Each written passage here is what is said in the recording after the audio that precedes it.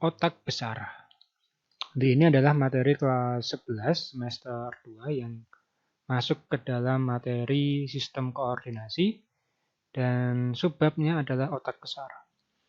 Nama lain dari otak besar itu dinamakan dengan cerebrum. Jadi nama lainnya adalah cerebrum, nanti ada nama lain lagi, tapi bukan otak besar, yang mirip namanya adalah cerebellum. Nah, pada gambar sebelah kiri ini adalah struktur dari otak besar secara umum. Nanti akan kita bahas mengenai bagian-bagiannya. Tapi sebelum ke situ, bahwa fungsi utama dari otak besar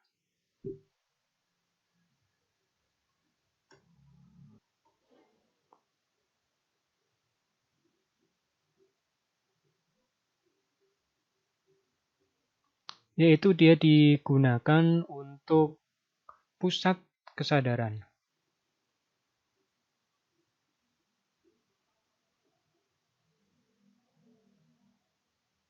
Dan sebagai pusat memori. Jadi ini adalah fungsi utama dari yang namanya otak besar.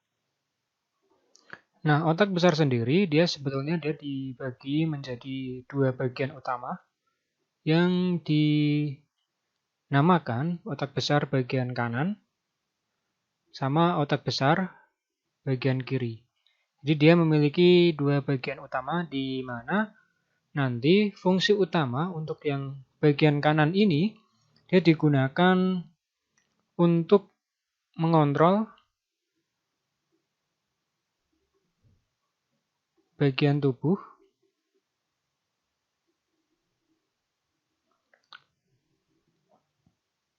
sebelah kiri.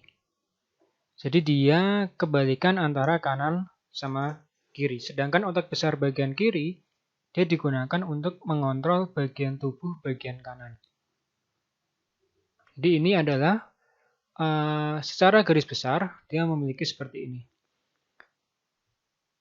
Nah, nanti pada otak besar nanti ada dua pembagian utama. Yang pertama itu adalah pembagiannya didasarkan strukturnya. Jadi dia didasarkan pada strukturnya, nanti dia dibagi menjadi dua. Yang pertama itu ada yang dinamakan dengan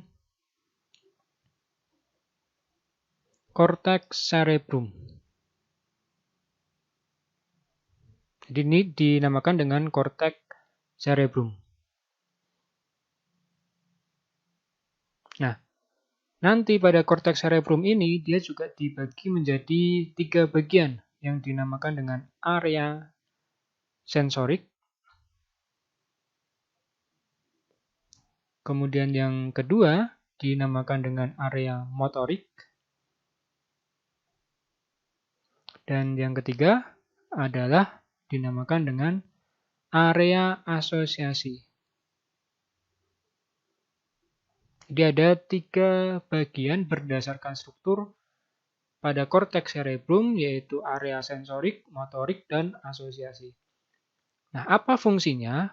Untuk yang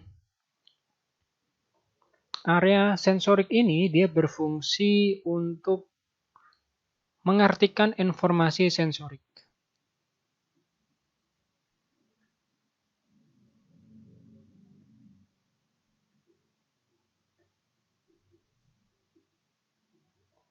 Seperti apa? Jadi di sini contohnya adalah cahaya,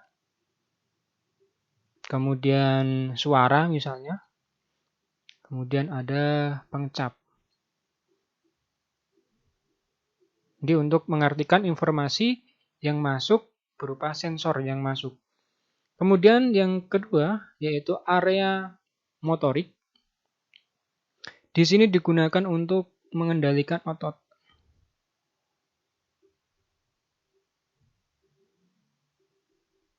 Nah, nanti sehingga bisa terjadi yang namanya gerakan.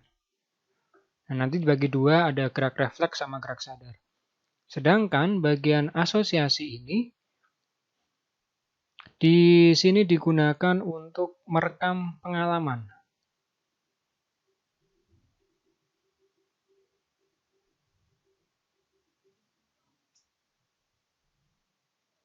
Dan juga beberapa kecerdasan.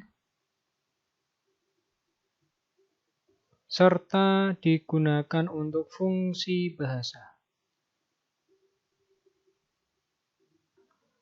Nah, untuk yang struktur juga nanti dia ada yang kedua, yang dinamakan dengan ganglia dasar.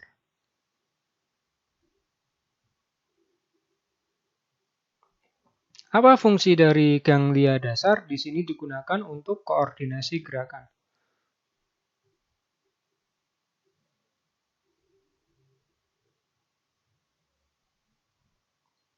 Tak sadar.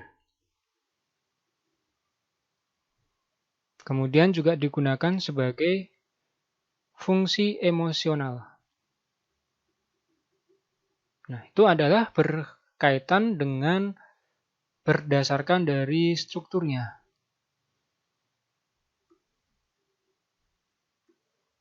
Dibagi menjadi dua, korteks cerebrum dan ganglia dasar. Kemudian yang berdasarkan lobusnya,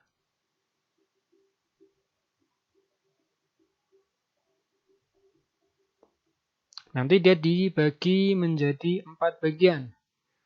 Apa aja? Jadi pada berdasarkan lobus ini nanti ada lobus frontal, kemudian ada lobus parietal,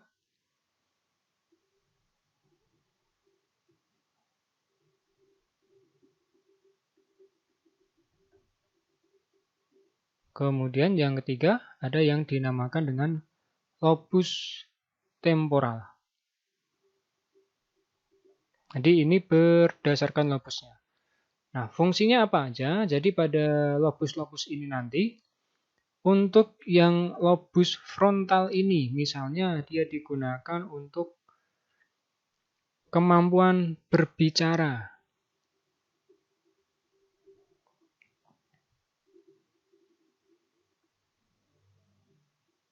Kemudian digunakan untuk emosi. Dia ada di bagian lobus frontal ini. Kemudian kalau yang parietal itu digunakan sebagai pusat sensoriknya.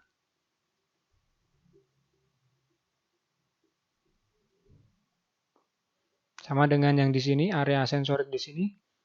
Kemudian untuk yang temporal ini adalah digunakan untuk pusat pendengaran.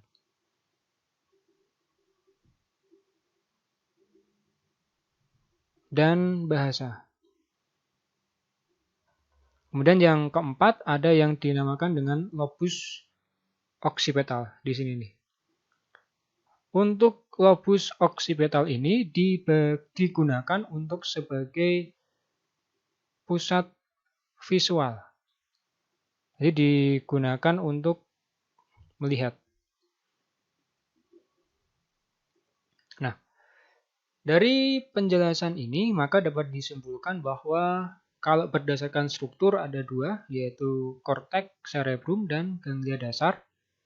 Ada sensorik, motorik, dan asosiasi. Kemudian berdasarkan lobusnya ada 3, frontal, parietal, temporal, dan occipital. Nanti biasanya yang sering keluar adalah untuk yang tipe lobus ini. Disuruh mencari fungsi dari lobus-lobus ini, baik frontal, parietal, temporal, ataupun occipitalis.